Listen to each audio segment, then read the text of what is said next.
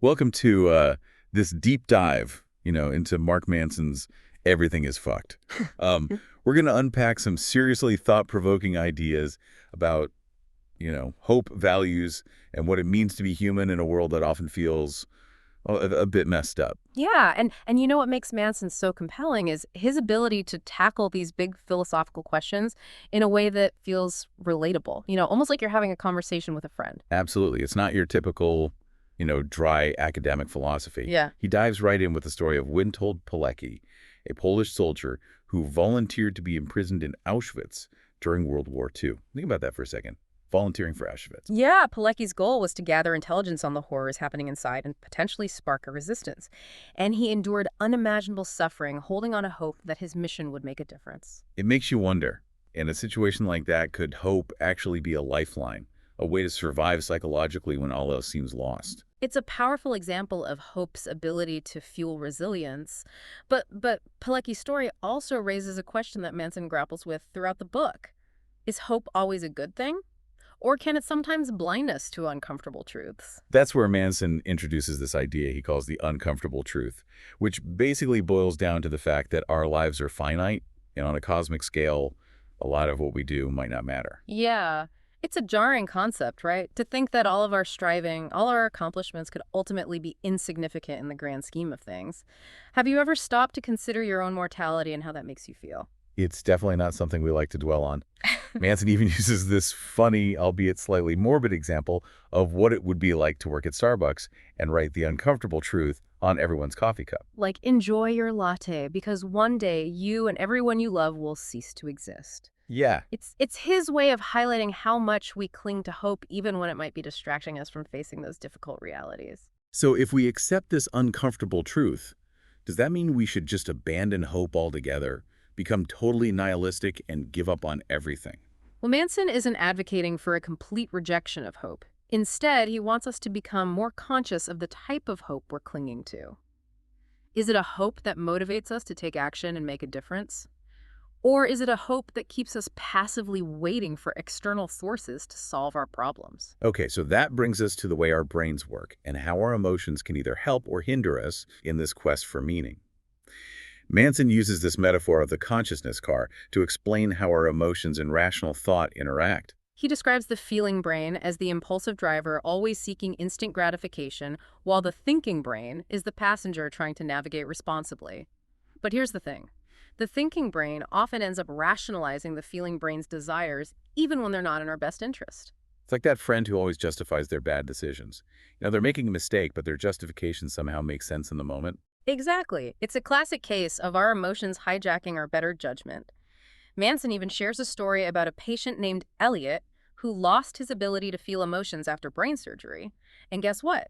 Even though his intelligence remained intact, his life completely fell apart. Wait, so emotions are actually crucial for making good decisions? That's Manson's point. Without emotions to guide him, Elliot couldn't weigh potential outcomes or assess risk effectively. He was stuck in a constant state of analysis paralysis. Wow, that's a pretty compelling case for the importance of emotions. So instead of trying to suppress or ignore our feelings, how can we develop a healthier relationship between our feeling brain and thinking brain? Manson suggests practicing empathy and internal dialogue. It's about checking in with your feeling brain and asking, hey, what's going on here? Why are we feeling this way? So it's about acknowledging and understanding our emotions rather than just letting them control us. Precisely. And this ties into what Manson calls Newton's laws of emotion, which explain how our feelings, values, and self-worth are all interconnected. Hold on. Newton's laws of emotion. Did we miss a chapter in our physics textbooks? Well, Manson gets a little creative here. He asks us to imagine a parallel universe where Isaac Newton is brilliant, but also deeply unhappy because of a difficult childhood. Ah, emo Newton.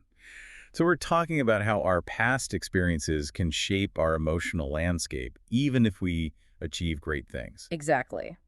Manson's first law states that when we feel we deserve better or worse than what we get in life, it triggers strong emotions. So if Emo Newton constantly feels like he deserves bad things because of his past, it'll affect his self-worth regardless of his scientific achievements. So even a genius can struggle with self-doubt and negative self-talk. Absolutely. And Manson's second law adds another layer to this. It says that our self-worth is essentially the sum of our emotions over time. So if we constantly tell ourselves we're not good enough, or that we don't deserve good things, that's going to chip away at our self-worth over time. Unfortunately, yes. It's like compounding interest, but for our emotional well-being. The longer we hold on to those negative beliefs, the harder it becomes to change them. This makes me think about the stories we tell ourselves to explain our experiences and how those stories become ingrained in our identities. That's a crucial insight.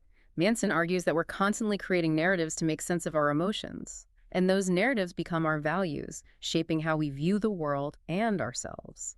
So if we want to change our values, we need to change the stories we tell ourselves. But how do we even begin to do that? It seems like those narratives can be so deeply rooted. It's not easy, but Manson suggests that becoming aware of those narratives is the first step. Once Yeah. you can identify the stories you're telling yourself, you can start to challenge them and create new, more empowering narratives. That brings us to something else Manson talks about, religions. But he's not just talking about traditional religions. He also explores what he calls ideological and interpersonal religions. Right. He makes the point that we all have this God value, the highest value in our hierarchy that influences how we view everything else. It could be anything from a spiritual belief to a political ideology, a relationship, a career, even money or status. So if someone's God value is wealth, for instance, they'll see everything through the lens of how to make more money, even if it comes at the expense of their relationships or well-being. Exactly. And the danger is when these ideologies become so rigid that they justify harming others or ignoring evidence that contradicts those beliefs. It's like those intense fans who get so caught up in their favorite sports team that they start fights or even riot after a loss.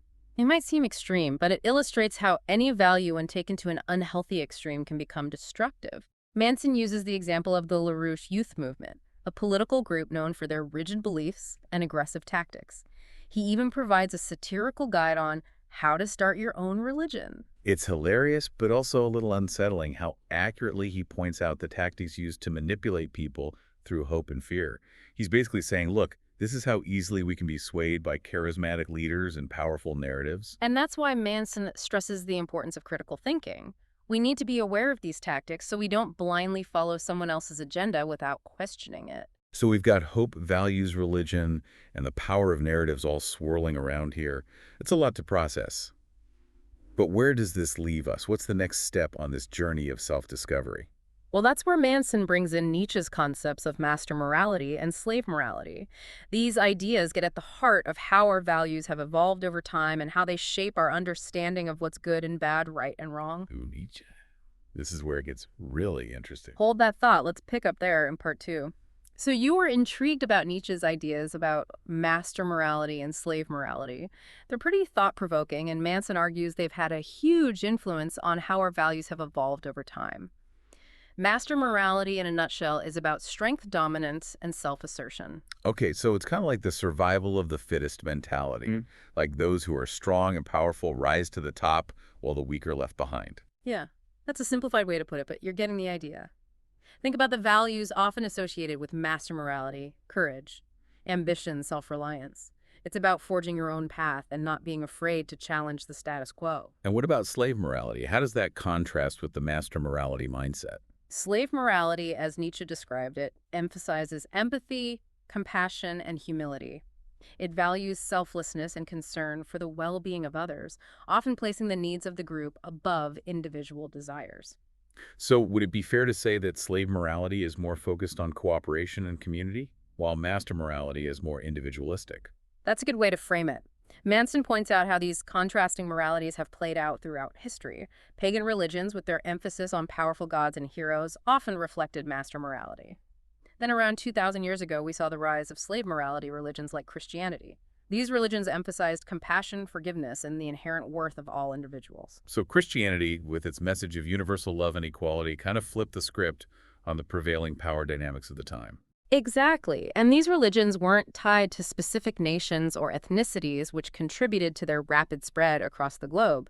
But Manson argues that there's another force that has dramatically reshaped our values: science and the idea of progress. You know, that's something I've been thinking about. For most of human history, people lived and died in pretty much the same conditions. But then science comes along and revolutionizes everything: medicine, technology, agriculture. Suddenly there's this concept of growth and a belief that the future can be better than the past. And that shift in perspective has had profound implications for our values. We've become obsessed with progress, innovation, and the pursuit of a better future. But as with anything, there can be unintended consequences. So is Manson saying that progress is inherently bad? That we should reject technology and go back to living in caves? He's not anti-progress, but he does raise some important questions about its impact on our well-being. He argues that our relentless pursuit of growth has led to what he calls fake freedom. Fake freedom, what does that mean? It's this idea that the abundance of choice and diversion we have today actually leads to dissatisfaction and a decline in civic engagement. We're bombarded with options constantly stimulated, yet somehow feeling empty and unfulfilled.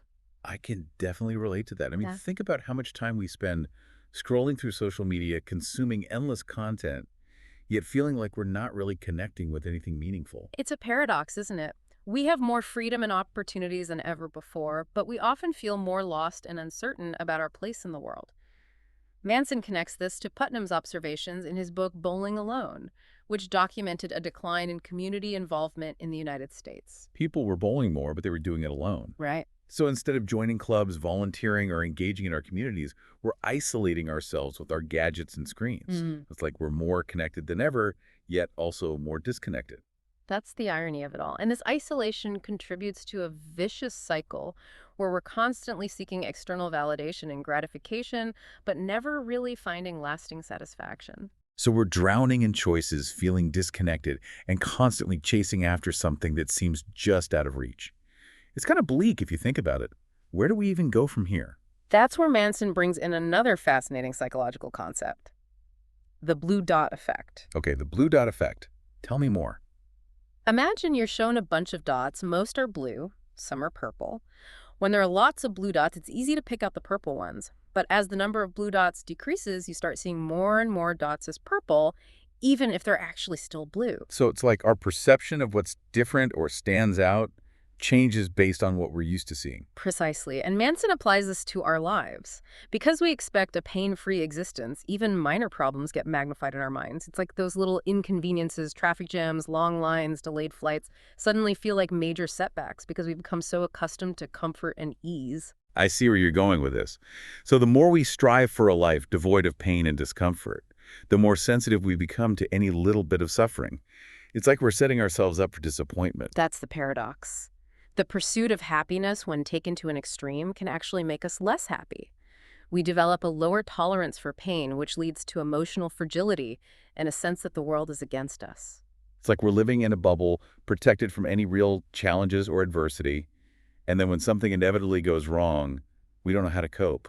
Manson even brings up this example of a chess software called Stockfish, which was considered the best in the world until it got completely destroyed by Google's AI AlphaZero. I remember reading about that. What was so remarkable about AlphaZero wasn't just that it won, but that it did so with a completely different approach.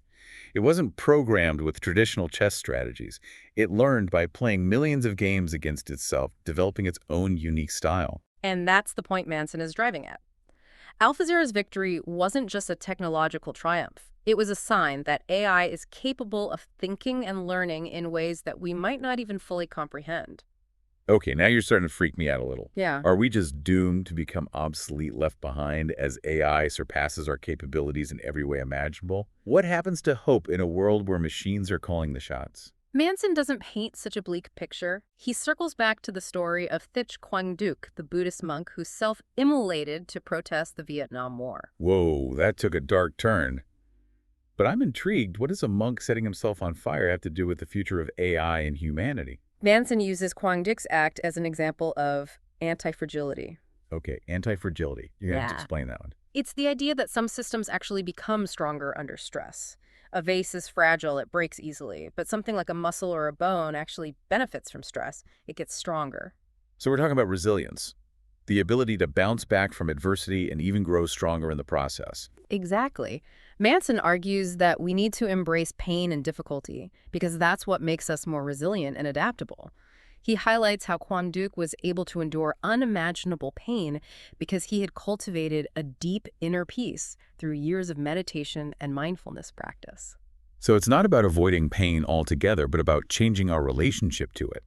But how is that even possible in a world that's constantly telling us to be happy, avoid discomfort and seek instant gratification.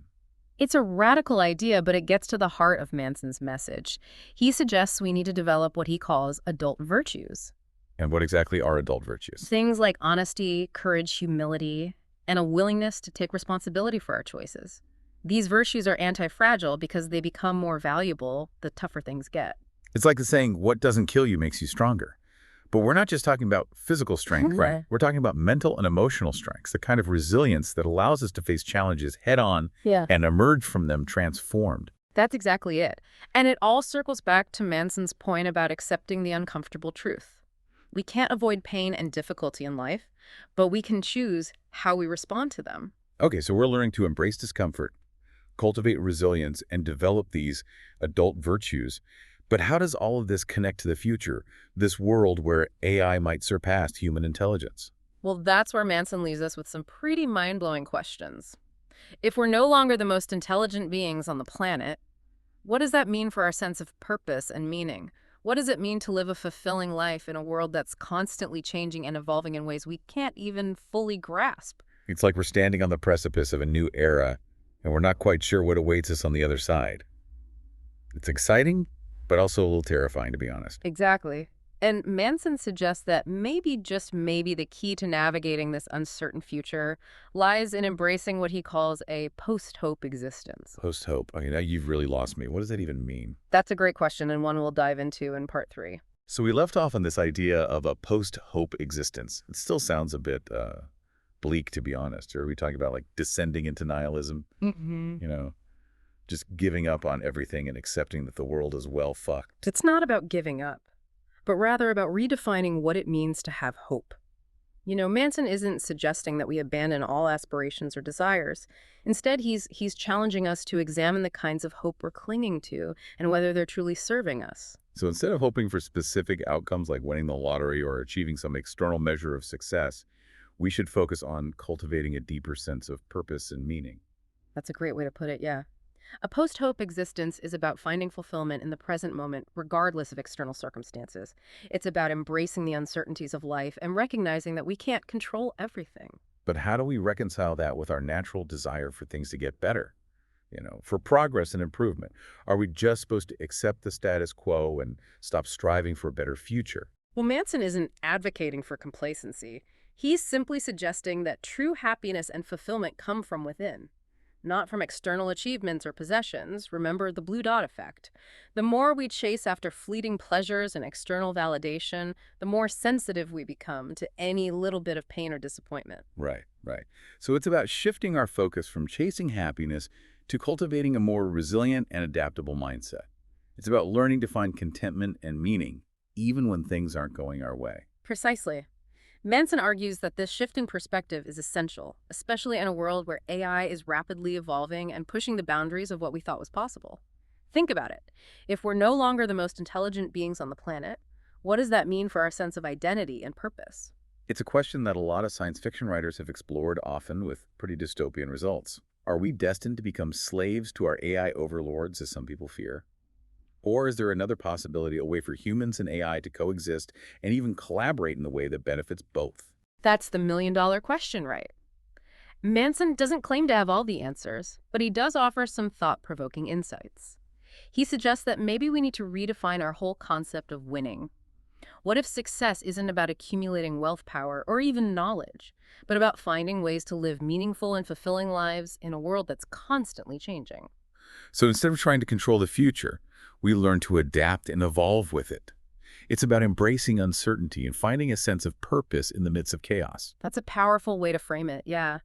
And Manson even suggests that AI might play a role in this process, perhaps by creating artificial challenges or conflicts to keep us engaged and evolving. Hold on, you've lost me again. Is he saying that we'll become like pets for our AI overlords, kept entertained and occupied with manufactured problems? It might sound far-fetched, but it's a possibility worth considering.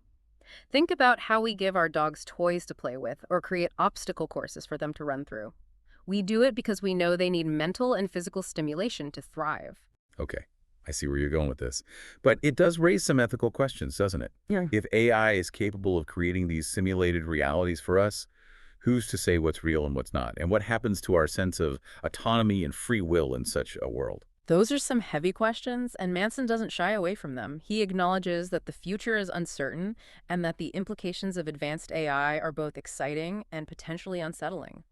But he ultimately leaves us with a sense of cautious optimism, suggesting that maybe this shift in power dynamics could be an opportunity for humanity to evolve in ways we haven't even imagined. So instead of fearing the future, we should embrace it with a sense of curiosity and a willingness to adapt.